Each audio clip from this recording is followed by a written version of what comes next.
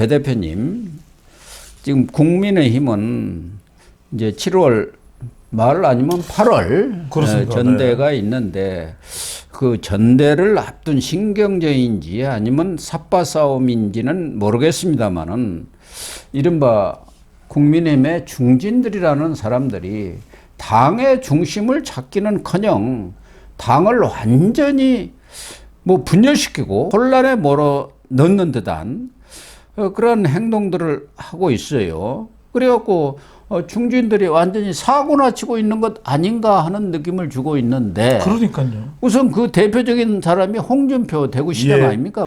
홍준표 시장이 국민의힘에 엄청난 영향력을 미치고 있다는 건 다 아는 사실인데 최근에도 그렇죠. 뭐 한동훈 비판하고 욕하는 것은 이제 뭐 워낙 많이 해서 자체하고라도 윤석열 대통령이 중대 결심을 할 수 있다. 이른바 탈당서를 쏙 흘렸지 않습니까? 예. 그러므로 인해서 엄청난 또 혼란을 초래했는데 뭐 홍준표는 아예 그냥 얘기하고 싶지도 않습니다만은 안철수 의원의 행동은 저는 이해를 할 수가 없어요.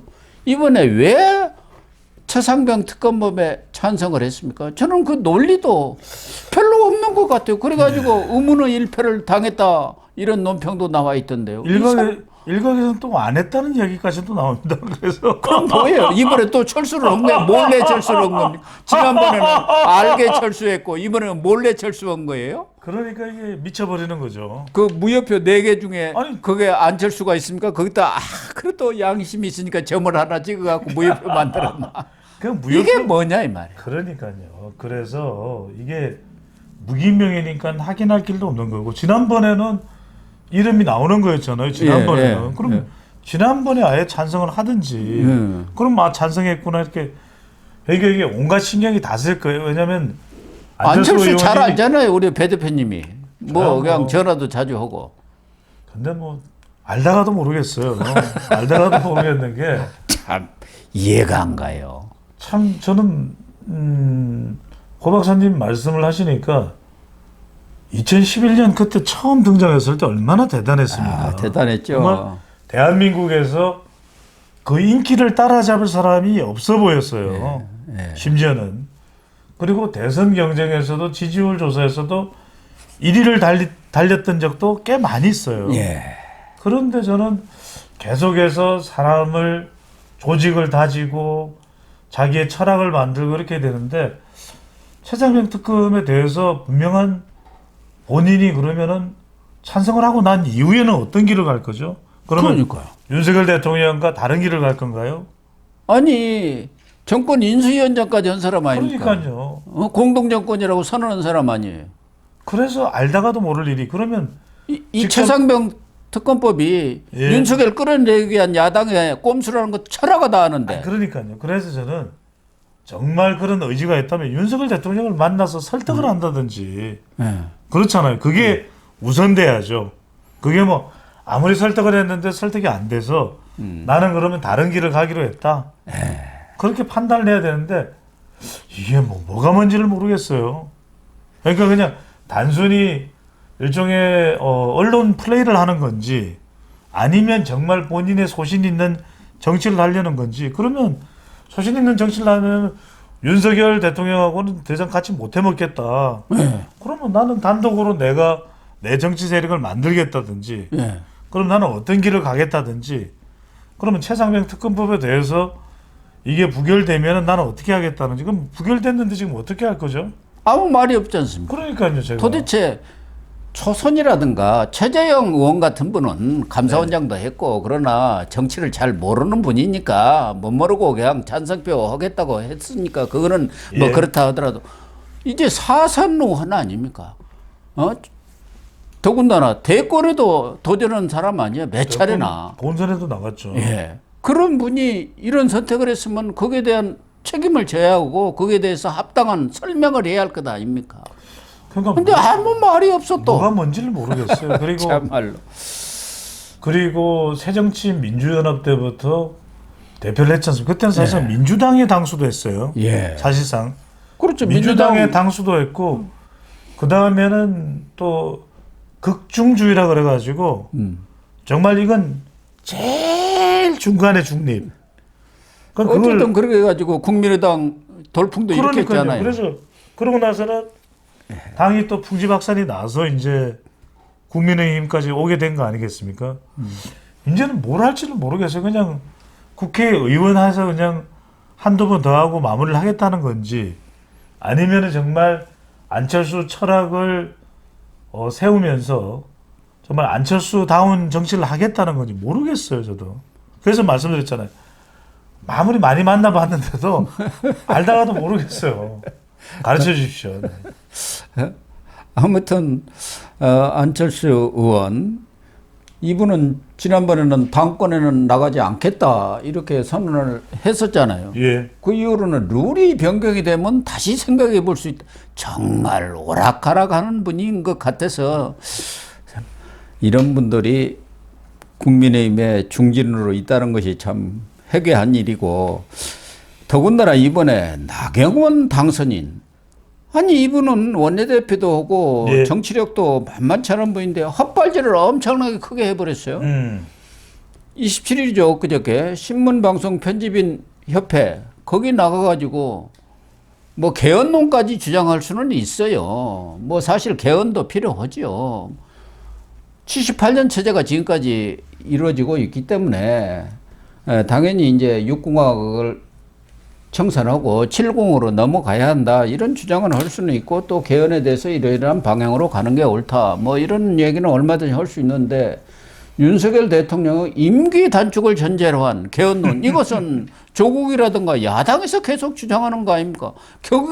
거기에 동조하는 그런 반응을 해가지고 병지풍파를 일으켰지 않습니까? 말리는 거죠. 그래서 이제 제가 한 가지 제가 나경원 당선인의 대변인도 아닙니다만 29일 오늘 오전에 제가 TV조선 유튜브 출연 때문에 오전에 갔다가 만났어요. 그랬어요? 저한테 만나자마자 그 설명입니다. 절대 그런 의미가 아니었다. 절대 그런 의미가 아니었다라고 저보고 이제 방송을 나가든 유튜브를 또 이제 고영신 TV 나오는 걸 알 테니까.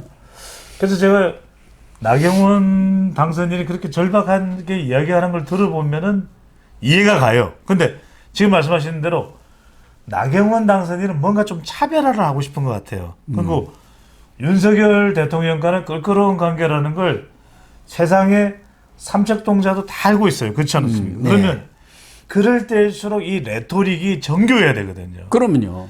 자칫 잘못하면 사람들이 정말 말씨가 아니라 이 말토시 하나까지 가지고서 윤석열 대통령과의 관계에 대해서 추정을 해버릴 수가 있단 말이에요. 그러면 차라리 이런 질문이 나오면 모르겠습니다. 아니면 SNS에 뒤늦게 해명으로 올린 그걸 이야기하면 돼요.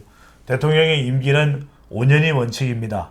대통령의 임기에 대해서 제가 왈가왈부한 사안이 아닙니다. 이렇게 얘기해버리면 되잖아요. 그렇게 이야기해요. 그런데 열려있다. 열려있다는 것은 단축도 가능하다는 얘기 단축이라고 생각할 가능성이 매우 높거든요. 그리고 아니 거기에 있는 사람들이 신문방송 편집을 총괄하는 사람들 아닙니까? 아이고. 언론이 다 그렇게 이해를 하는데 선수들이에요. 선수들 앞에서 예. 선수들 앞에서는 여러분들 숨 쉴 때도 조심해야 돼요. 그러니까 그럼요. 고 박사님이나 저 같은 사람은 이제 우리는 그냥 능구렁이죠. 능구렁이. 그래서 누가 질문을 하면 가령 선거 때 많이 물어보는 게 의석수 예측이잖아요. 내가 우찌합니까? 제가 무슨 빗자루 도사입니까? 이렇게 하면 되잖아요. 근데 굳이 또 대답을 한 거예요. 그게 그래서 말려든 거기 때문에 저는 나경원 당선인이 윤석열 대통령을 까기 위해서 한 이야기는 아니라고 생각합니다. 저는. 하지만 오해를 삼직하다. 의심을 삼직하다. 그렇죠. 더군다나 나경원 당선인 정도 되면 우리나라에서는 내노라라는 여성 정치인, 그럼요. 최고 여성 정치인 아닙니까? 인기인이죠. 그런 분이 발언을 해놓고 그 부분이 내 진위가 아니었다든가 언론이 무슨 잘못 해석을 했 이런 얘기를 하면 안 됩니다. 무슨 초선이라든가 정치에 대해서 진짜 초짜들이 그런 얘기를 하면 그럴 수 있다. 모르니까 또 언론하고 많이 상대를 안 해보다 보면은 미숙하다. 언론한테 말려 들어갈 수도 있다. 그렇죠. 그런 거지만 나경원 당선인 같은 분이 그런 얘기를 하면은 안 되죠. 그렇죠. 헛발질도 이런 큰 헛발질을 하면 안 되고 이건 저는 이 당권 도전에도 상당히 치명상을 입은 것 아닌가 하는 생각도 들어요. 또 하나의 오해를 살 만한 발언이 그거잖아요. 한동훈 전 위원장이 출마하는 것은 적절하지 않고 본인은 출마 가능성이 55% 정도 된다. 이런 것도 너무 레토릭이에요. 그러니까 예. 이런 이야기 할 필요 없이 출마할 거면은 아니 몇 퍼센트가 어디 있습니까? 그냥 소신 있게 그러면 출마할 거면 출마한다. 출마 안 할 거면 출마 안 한다. 결정이 안 됐으면 아직 결정이 안 됐습니다. 그러면 되잖아요. 간보기 하고 있다는 얘기뿐이 안 되잖아요. 또 다른 중진이 윤상현 이번에 5선이 됐지 않습니까? 인천에서 그 바람 속에 5선이 됐다는 것은 상당히 대단한 겁니다. 예. 바닥을 그냥 빡빡빡빡 튀고 다녔다. 정말 윤상현은요. 그런 분이라고 봐야 하는데. 말씀하셨던 대로 제가 뭐 안철수, 나경원, 윤상현 제가 많이 만나본 사람 아니겠습니까?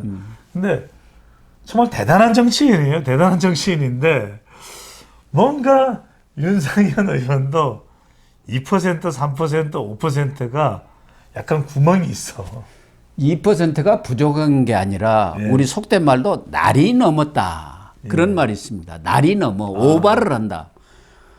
여기 윤상현 의원이 김어준 방송 28일 날 김어준 방송에 또 나갔어요. 거기 왜 나가? 나간 것 자체가 잘못이고 왜 나가? 이게 왜 나갔겠습니까?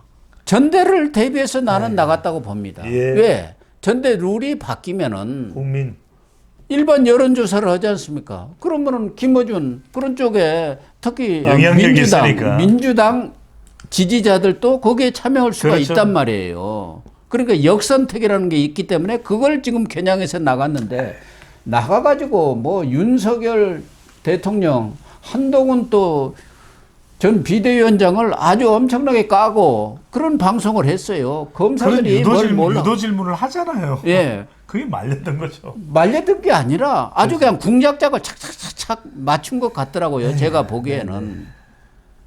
그냥 영탁의 노래가 생각. 거기에다가 김어준 씨하고 한 20분 방송했는데 언제 시간이 지났는지 모르게 이렇게 케미가 착착착 맞습니다. 다음에도 꼭 불러주세요. 이게 뭡니까? 국민의힘의 5선 중진 의원이 당대표를 하고 있다. 나가질 말아야죠. 그냥 뭐 이른바 뭐 시정잡회 이런 분석가들이 뭐 나가서 뭐 이런 소리 저런 소리 하는 거랑 적어도 5선 중진입니다. 예. 게다가 수도권에서는 정말 지금 5, 6선을 찾아보기가 거의 없지 않습니까? 예. 그러면 없죠. 무게감 있게 오히려 이제 윤상현 의원은 오히려 이럴 때일수록 더 무게를 잡고 당의 혁신이나 이런 얘기를 할 때고 너무 방송에 그렇게 또 출연 안 해도 돼요. 예. 저는 나쁜 뜻으로 본인이 출연을 안 했겠지만 출연해버리는 그 순간 말려들 수밖에 없는 겁니다. 그러니까 출연 자체를 하지 말았어야죠. 윤상현 의원이 당선된 뒤에요. 아마 본인 스스로가 한 5차례인가 당 혁신 쇄신 그런 세미나를 하는 거 보고 예. 야, 이 사람이 인기는 뭐 일반인들이랄까 뭐 이런 쪽에는 그렇게 많지는 않지만 정말 인천에서 그 험지에서 5번이나 당선된 그런 정치력에다가 충청 향후회장도 했잖아요. 예. 예. 또 당의 쇄신을 위해서 어쨌든 당은 아무런 조치를 취하지 않고 있는데 본인 한 사람이 그런 세미나를 하는 거, 네. 야, 이거 대단한 사람이구나. 그렇게 판단했는데. 그 세미나에 저도 나갔지 않습니까? 예. 뭐, 배 대표님도 나가가지고 쓴소리를 많이 하셨다고 예, 말이에요. 예. 그런데 김어준 방송에 가서 하는 거 보니까 정말 정치인이 아니라 정상배가 아닌가. 정상배. 정치꾼. 이런 생각이 들더라고요. 그래서 네. 윤상현 의원이 평가를 못 받고 있는 거예요. 5선이나 했는데도 불구하고 당내는 물론이고 일반 국민들 사이에서도 저 사람이 훌륭한 정치인이라고 생각하는 사람이 과연 얼마나 있냐 이 고 말이에요. 박사님 말씀이 굉장히 중요한 게 이게 정말 초선 재선을 할 때 동분서주하면서 그럴 때 정치를 할 때는 자, 이리 가서 치받고 저리 가서 치받을 수 있지만 적어도 이제 한 5선 정도 의원 되면 무게감과 또 중량감과 또 신뢰감이 있어야 되거든요. 그러니까 그런 차원에서 지금 고 박사님의 지금 회초리 해초리는 저는 윤상현 의원이 야구로 받아들여야 될 거고 제가 이 말씀을 드릴게요. 조만간 제가 윤상현 의원하고 방송을 하거든요. 예. 제가 정말 눈에서 눈물이 찔끔 나도록 정말 여러분들을 대신해서 윤상현 의원에게 여러분들이 해초리를 정말 혼쭐을 내는 그런 방송을 한번 하겠습니다. 다만 이번에 참 어렵게 김두관 의원을 물리치고 지역구를 바꿔가지고 당선된 김태호 의원. 이분은 상당히 진중하게 처신을 하고 있는데 너무 진중해갖고 돌다리를 두드려 보고 건너야 하는데 아예 안 건너버리는 사람 같아요. 이낙연과가 아닌가 하는 생각이 들어요. 무슨 당권이든 뭐든 현안 중요한 문제가 있을 때는 나름대로 자기의 확실한 목소리를 내야 하는데 목소리가 없는 분 아닌가. 진중하다가 진중이 넘쳐가지고 이건 뭐 완전히 돌부처라고 하죠. 돌부처가 돼버린 거 아닌가 하는 생각이 들어요. 제가 그냥 짧게만 말씀드리면 김태호 의원하고도 아주 오랫동안 인연이 있어서 워낙 원기왕성하게 활동을 했던 인물이고 사실 그런 원기왕성하고 또 역동적이고 또 지역에서는 대중들의 인기를 많이 얻어냈던 인물이거든요. 근데 이제 경남 도의원도 하고 거창군수도 하고 경남지사까지 올라갔는데 저는 이제 그게 약간 본인이 좀 위축되게 된 기점이 됐던 것 같아요. 이제 총리 후보로 올라갔는데 참 본인으로서는 진정성 있게 후보 청문회에 임했다고 보는데 그때 왜 격침을 당했지 않습니까? 그때 충격이 컸던 것 같아요. 그 이후로는 아주 신중하게 좀 정치를 하고 있어서 이 부분도 조만간에 아마 만날 기회가 있을 것 같은데 제가 고 박사님의 그 조언을 금쪽 같은 조언을 잘 전달을 하겠습니다. 뭐 전달한 것까지는 좋습니다만은 지금 거론한 5분 이분이 사실은 이분들이 국민의힘의 중진이자 아주 대들보들입니다. 그럼요. 그런데 이분들이 제대로 역할을 해줘야 매우 중요한 말씀입니다. 국민의힘이 살아날 것이고 또 이번 전대에서도 뭔가 새로운 희망을 만들어낼 것 같은데 전대를 너무 신경을 쓰다 봐서 그런지 헛발질들을 지금 하고 있는 거 좀 이런 점이 안타깝다. 그래서 이 중진들이 중진다운 역할을 좀 해주시기를 저는 기대를 하고 또 촉구를 하겠습니다. 고 박사님 말씀이 100번 옳은 말씀이시고요. 그렇지 못한 것이 참 국민의힘의 고민이고 또 과제고 그렇다고 볼 수 있는 것이고 그걸 떨쳐내야죠. 떨쳐내고 정말 완성도가 높은 어벤져스 그룹이 만들어질 때 국민들의 기대감도 올라갈 수 있고 그동안 정말 고구마처럼 이 답답했지 않습니까? 답답하죠. 지금도 답답합니다. 지금도 그렇습니다. 그걸 풀어줄 수 있기 위해 풀릴 수 있기 위해서는 정말 각고의 그런 결단과 정말 마음으로 임해야 될 것으로 보입니다.